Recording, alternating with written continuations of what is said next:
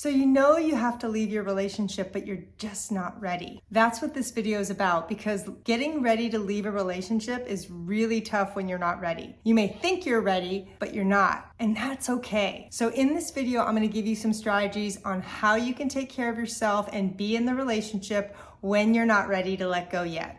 But first, my name's Michelle Ferris. I'm a psychotherapist and I love helping people create relationships that work. And be sure to stay till the end because I'm gonna give you some specific tips on what to do when you're absolutely sure you're going to stay. So the first thing is you need to have realistic expectations because letting go is not easy. It doesn't happen quickly and it doesn't happen the first time you try it, unless it's something in the heat of the moment, and that typically doesn't work very well because you regret it and go back later. So having realistic expectations is really about realizing that letting go is a process. The success is not in the outcome, it's in the process of doing it. Because letting go is a practice. It's something you can do today, even if you're not ready to leave the relationship. You'll probably hit a wall and you'll know. You'll be that 100% certain and you'll go, I'm out, I'm done. Some of you may never hit that, and that's what the end of the video, I'm gonna address that. Number 2, I want you to practice separating your energy from theirs. And how you do this is you sit quietly and just imagine a line between you and them. And what you're gonna do is you're gonna start practicing imagining them, instead of being right next to you, they're in the other room. They're in the front of the house. They're eventually down the block or in another city or in another state. Because part of what happens when we're in a relationship that we can't let go of is we hold on tighter and we obsess about them and we can't let go. So what I want you to do is just practice feeling your own energy. And what you can do is send them kind, loving thoughts. But I want you to feel the separation between your energy and their energy. Because sometimes when we're in an unhealthy relationship, those get really confusing. Our whole life can revolve around the relationship, and that's when we start to lose our own independence. So this is a practice for you to get back into your own body and feel your own energy. So meditation can be a way to do this, where you're literally just imagining them going away from you, bit by bit, slowly. You know, at first this is gonna feel scary, but eventually you're gonna get more and more comfortable with it. Like when I first did this, I could only imagine them in the other room, or I imagined them a couple of feet away from me because I was really attached and I didn't wanna let go. But eventually, as you do this, you're gonna be able to put them outside of the house. And again, it doesn't mean you don't love them or you don't wish them well. You're just practicing getting your energy back and not getting so enmeshed with that other person. Number 3, I want you to find something new to focus on. This could be a hobby or learning something new, because when we're trying to end a relationship, we can get obsessed by it and we can put all our emotional eggs in that other person's basket. And so we want to offset that by giving you something happier to focus on. Maybe you want to learn how to cook, or maybe you want to start a hobby, start biking again, or doing something that you haven't done in a really long time, because that's going to give you some more joy in your life. And that's really important when you're going through something like trying to end a relationship.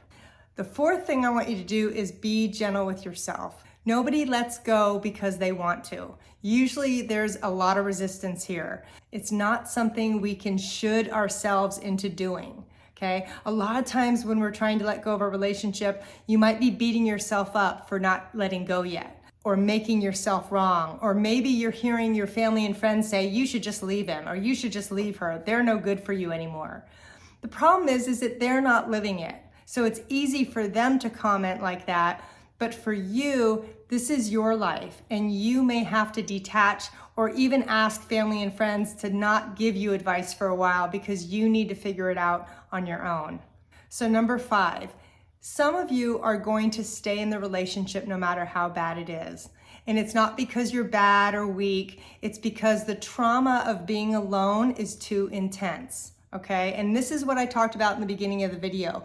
If you decide to stay, even if the relationship isn't healthy, that's your right to do that. And some people, the trauma is too big and they can't imagine a life without being connected to their partner or this person, okay? Don't beat yourself up for that. Some people, the trauma is just too much. And that's when I really recommend having some form of professional help, a counselor, a group therapy situation, something where you're getting the support you need to either process the trauma or to find coping skills to stay in that relationship and create some sort of serenity in your life. Number 6, I want you to build up your support system. This is huge because if you're not ready to leave your relationship, you're gonna need support. And nobody leaves a relationship in isolation. If you don't have family or friends and your partner is your entire world for support and connection, it's gonna be way too hard and too threatening for you to leave. So what I want you to do is consider things like 12-step programs, or get involved in your church, or go back and reconnect with friends that you haven't seen for a while. Because all of those people are gonna be lifesavers for you. Because if you have a support system, it's gonna be easier to leave because you're not gonna feel alone. All of your emotional eggs are not gonna be in that one person's basket anymore. And that support is gonna someday give you the courage you need to do to leave. Now, the last tip is I want you to practice detachment. And this is for the folks where maybe you're not ready to leave yet, but the relationship is really not working for you. Maybe there's some abuse, some mental abuse, some name calling. And what you need to do is to cope in the meantime and try to survive it. So if this person is critical or abusive to you in any way, but you're not willing to leave, you can leave the room. You can validate their feeling and say, I understand you're really upset and this conversation isn't working for me. I'm gonna take a break, or I'm gonna go take a walk. Do whatever you can do to minimize the conflict, because safety is the number one priority when you're in a relationship that's either unhealthy or even abusive, especially if you're choosing not to leave yet. So the other part with detachment is when that other person's in a foul mood, don't engage. When there's a hot topic, pick your words carefully, because what I want you to do is I want you to avoid those situations where you could potentially be unsafe. You don't need that, especially if you're going through the process of trying to decide whether or not to leave. Now, the last thing I would recommend is a lot of times when people are at the point where their relationship really isn't working, all the pleasantries are gone. So please, thank you, hello, goodbye, those aren't said anymore. And I want you to bring them back, because little things like that, like when you pick up the phone, instead of saying what, you might say hello. Before you leave the house, you might say, hey, I'm just letting you know I'm gonna go. Because those are little forms of respect that can go a long way to making your home more peaceful again. And especially if you have kids in the middle of this, you want to be able to bring back those pleasantries. I call it being light and polite.